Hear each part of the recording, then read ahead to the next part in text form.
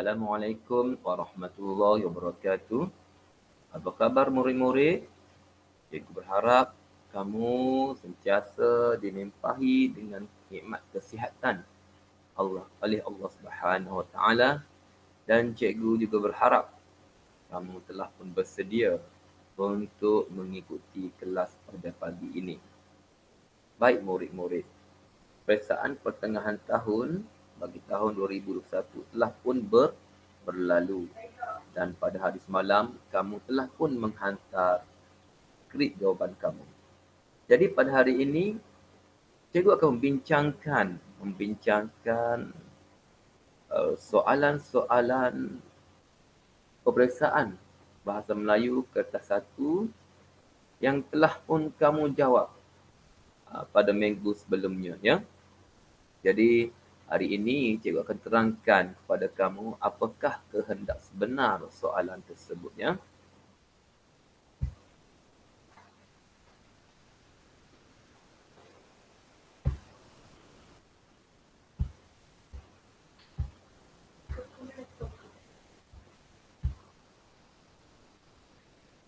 Baik.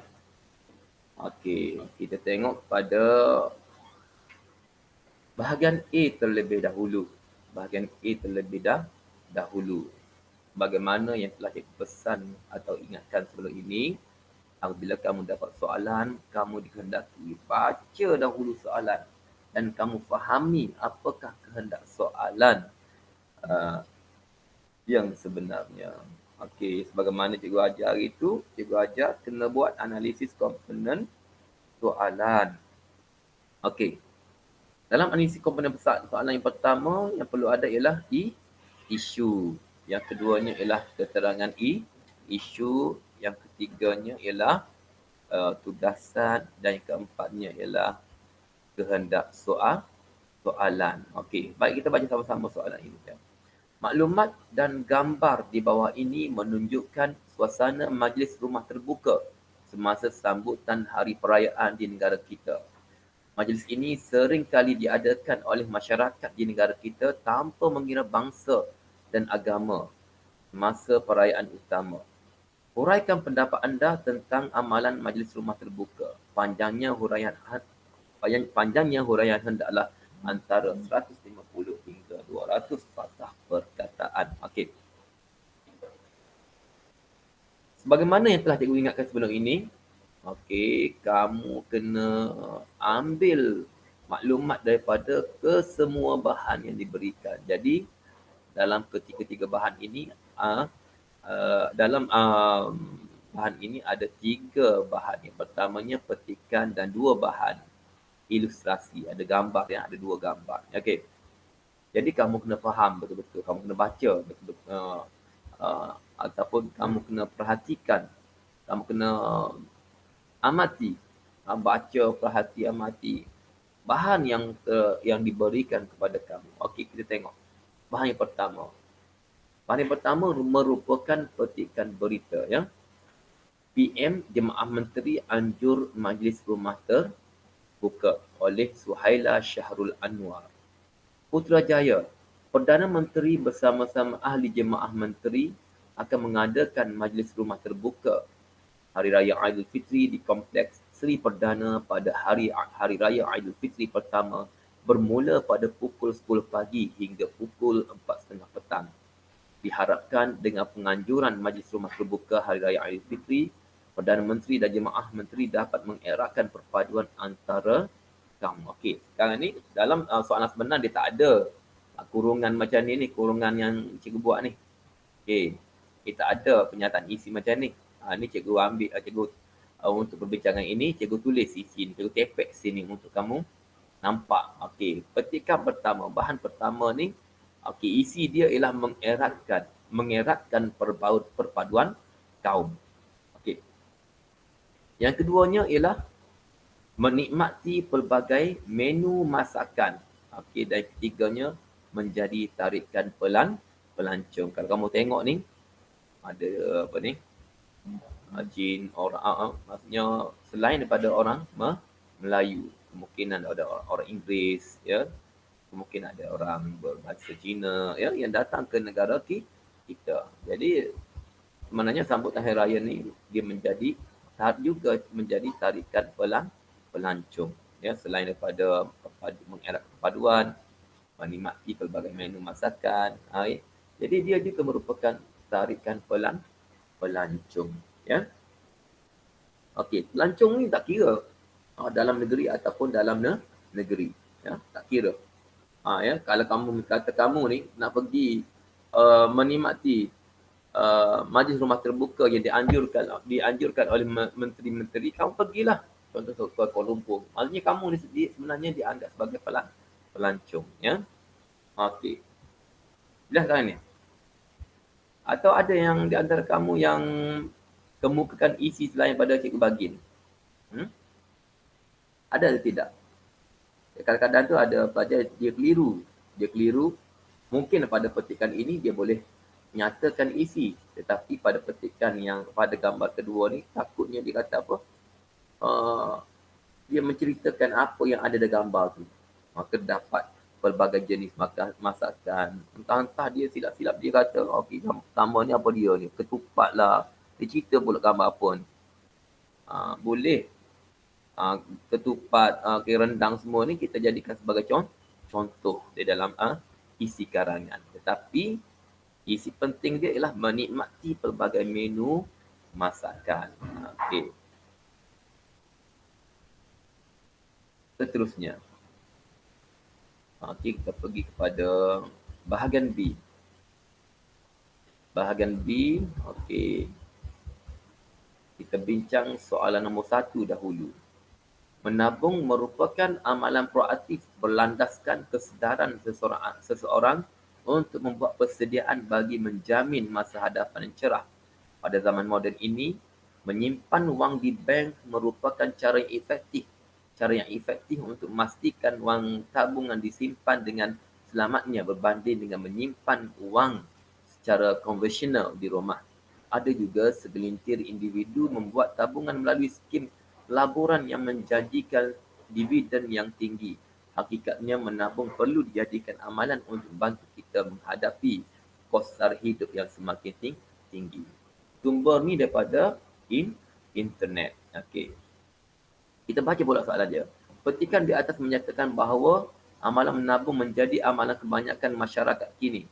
Amalan mulia ini perlu diamalkan oleh semua lapisan masyarakat, sama ada golongan dewasa maupun golongan kanak-kanak. Ibu bapa memainkan peranan penting untuk memupuk amalan mulia ini dalam diri kanak-kanak. Huraikan peranan ibu bapa untuk membudayakan amalan tersebut dalam kalangan mereka. Okey. Kamu tengok. Soalan ni dia ada dua bahagian. Bahagian A dan juga bahagian B. Bahagian A ni adalah stimulus. Stimulus yang merupakan petikan, dan yang bahagian B ni ialah merupakan soalan, kehendak soalan. Okey. Okey, dia dah jelaskan di sini. Okey. Soalan ini mempunyai dua bahagian. Bahagian A berfungsi sebagai stimulus, panduan atau pedoman untuk memahami tema atau tugasan. Bahagian B, tema atau format atau tugasan soalan. Okey, bahagian nombor 2, dalam konstruk kemahiran menulis, calon perlu mengaplikasi, memahami dan menganalisis bahagian B. Okey. Kemudiannya, kita tengok kerangka karangan. Idea utamanya menabung. Tugasan soalan, ayat topik, peranan ibu bapa membudayakan amalan menabung. Format bahagian B. Okey. Tak tiada ya, format tiada. Okey murid-murid. Sebenarnya ini format ni yang cikgu hantar kepada ke bahagian untuk pembinaan modul. Dia nakkan bentuk macam ni, tetapi di peringkat sekolah kita bagaimana cikgu telah ajar baru ni untuk kelas AK, IR, IK tu, okey. Cikgu ajar analisis komponen soalan, ya. Jadi kelas AK, IR dan juga IK ni dia analisis komponen soalan dia tu berbeza dengan kelas Ar-Razi dan juga Al-Farabi. Okey. Sebelum kita jawab soalan, kita mesti buat analisis komponen soalan ya. Okey. Contohnya kumpulan untuk kelas AK, IK, IR ni, analisis komponen soalan dia. Okey. Yang pertama kena ada isu, yang kedua keterangan isu, yang ketiga kena ada tugasan, yang keempat kena ada kehendak soalan. Manakala kelas Ar-Razi yang cikgu ajar dahulu, okey, cikgu dah ajar hari tu kan, soalan ni kena ada apa kan, kena ada apa dah, okey, cikgu lupa dah. Jadi cikgu nak kamu semak dalam modul yang cikgu ajar hari tu. Modul apa ni, analisis komponen soalan bagi kelas Ar-Razi dan Al-Farabi. Cikgu dah bagi gitu. Okey. Cikgu buat pun cikgu lupa. Padahal cikgu buat sendiri. Mungkin lama cikgu tak tengok, ya. Lama cikgu tak tengok, ya. Okey, untuk pendahuluan. Idea utama ialah amalan menabung. Okey, jelaskan cara-cara menabung. Berikan contoh. Ni dia tu lagi ni, ayat penegas dia menyatakan ayat tugas atau ayat topik. Peranan ibu bapa menggalakkan anak-anak menabung. Contoh soalnya, apakah peranan ibu bapa mendayakan amalan menabung dalam kalangan anak mereka? Okey, sebenarnya dia lebih kurang sama cikgu ajar dalam yang cikgu bagi tahu, sama dengan analisis komponen soalan, lebih kurang sama. Tapi cikgu rasa kalau kamu guna yang cikgu ajar baru ni lebih jelas lah, lebih jelas ya. Analisis komponen soalan cikgu bagi tahu hari tu. Ya, yang ni format baru, format yang diberikan oleh pasukan apa ni, penggubal modul daerah Litis ni ya. Okey. Kita tengok apakah perkara yang perlu ada dalam pendahuluan. Ayat 1 tema. Sejak akhir-akhir ini, dasar warsa ini, mutakhir ini, isu yang berkaitan dengan, okey, sebutkan isu apa tadi. Okey. Okey. Dalam sebutkan isu ini melibatkan siapa? Dalam siapa? Dalam kalangan ibu, dalam kalangan anak-anak ya. Saban waktu diuar-uarkan oleh media massa arus perdana di negara ini. Hal ini dikatakan demikian kerana sebab menjadi isu utama. Okey, untuk apa ni, pendahuluan ni kamu gunakan yang cikgu ajar sebelum ni. Yang cikgu ajar ya. Kalau kelas depan tu ada teknik mengarang dia, pendahuluan dia. Okey, kalau belakang ni ada cara mengarang dia. Ya. Guna yang tu. Okey. Ini untuk isi dia lebih kurang sama juga ajar lah. Lebih kurang sama juga ajar. Kamu tengok isi pertama. Okey, peranan apa? Pada pendapat saya, peranan utama ibu bapa dah okey. Ya, ia tak ada pendapat saya ya. Dia ada peranan. Yang dia tak ada kata-kata anda kan dalam soalan tadi. Peranan utama ibu bapa dalam menyuburkan amalan menabung dalam kalangan anak-anak adalah dengan menjadi suri teladan. Okey, kamu tengok ayat 1, ayat huraian 1, ayat huraian 2. Dia ni lebih kurang sama juga ajar. Yang modul untuk kelas Ar-Razi dan Al-Farabi lebih kurang sama. Ya. Kalau kelas AK, IR, IK tu kamu ambil saja isi penting dia ni. Dan boleh ambil juga maklumat-maklumat ni dalam ni dan kamu isikan dalam tapak karangan yang cikgu berikan sebelum ni. Ini panduan untuk huraian lah. Nyatakan isi dan juga huraian. Kamu tengok ni ya. Okey, kamu tengok. Bagaimana ayat cara. Menabung dijadikan amalan setiap ahli keluarga. Setiap hari menunjukkan amalan mulia ini di hadapan anak-anak menjadi ikutan anak-anak. Mendidik anak-anak menabung sejak kecil. Melentur buluh biarlah dari rebungnya. Jadi cikgu bagi poin-poin ni. Kamu kena pandai-pandai sambung. Ya, kena pandai-pandai sambung. Anak-anak merupakan cerminan ibu bapa. Didikan daripada ibu bapa akan membentuk tingkah laku anak-anak. Kerana ke mana tumpahnya kuah. Kalau tidak kena nasihat ataupun bagaimana acuan, begitulah kuihnya. Ini dia cikgu sertakan sekali dengan ungkapan menarik. Okey, ayat contoh. Ibu bapa memiliki tabung di rumah. Wang siling baki membeli simpan dalam tabung. Itu ayat contoh. Okey, ini ayat simpul. Okay, anak-anak akan terkesan dengan tindakan ibu bapa melekat dalam sanubari dan fikiran anak-anak. Seterusnya anak-anak akan mengamalkannya apabila dewasa. Cikgu dah bagi ni isi penting jaga poin-poin huraian dia. Ya, poin-poin huraian. Okey, bagi kelas 5AK, 5IK, 5IR, kamu boleh ambil mana-mana kamu boleh ambil isi penting ni dan juga huraian-huraian ini dan sesuaikan dalam tapak karangan kamu tu. Ya. Kemudiannya, kemudian isi kedua, apa peranan ibu bapa, ya, anak-anak ni. Seterusnya bagi merealisasikan amalan menabung ini tersubur dalam jiwa anak-anak, ibu bapa perlu menyediakan tabung kepada mereka di rumah. Okey, ini isi penting dia. Mau tengok. Ini bagaimana tabung dibeli sendiri atau diperoleh daripada institusi perbankan sebagai dorongan kepada anak-anak. Tabung juga boleh dijadikan sebagai hadiah kepada anak-anak. Tabung pertama, kedua dan seterusnya berbeza-beza dari segi nilai dan bentuk. Ibu bapa perlu menyediakan tabung kepada anak-anak untuk mendidik mereka. Ni ayat sebab ni. Ada ayat sebab ni. Ni bagaimana ayat cara ni, ayat mengapa ayat sebab. Sama sebiji yang cikgu ajar sebelum ni, ya.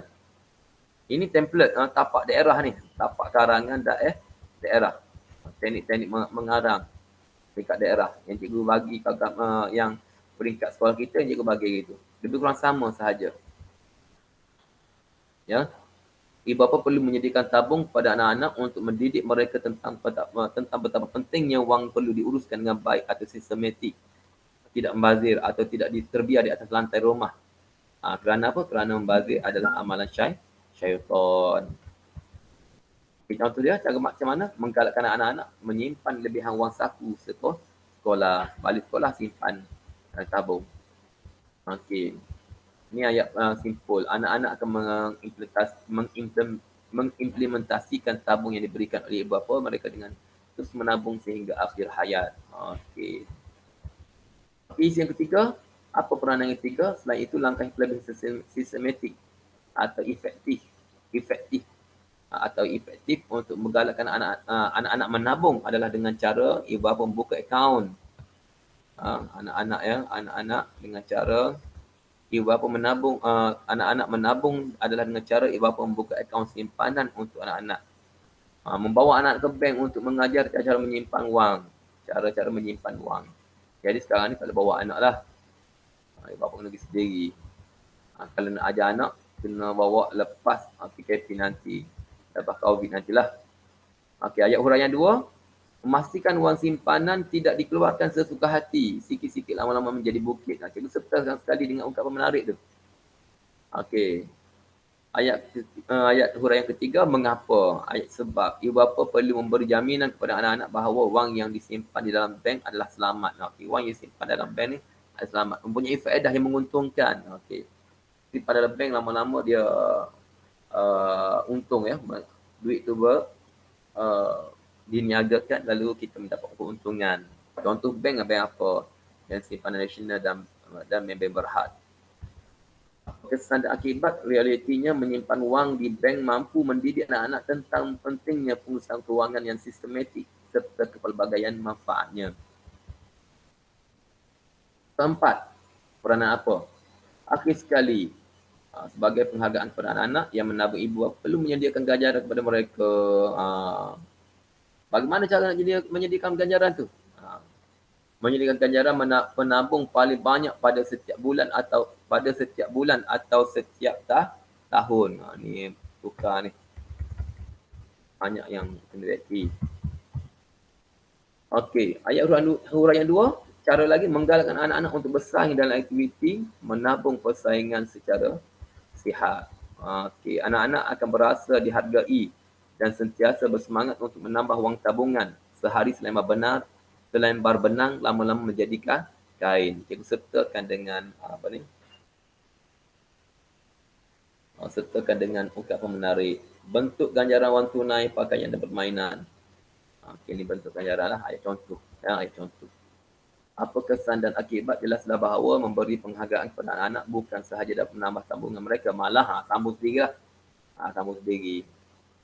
Ini penutup. Yang dicadangkan ayat tugasan, ayat cadangan, ayat harapan. Okey. Bagi cikgu ini adalah ayat penegasan. Bukannya ayat tugasan. Mudahnya. Boleh. Boleh juga. Boleh juga ayat tugasan. Ayat tugasan, sekali lagi ayat tugasan atau penegasan.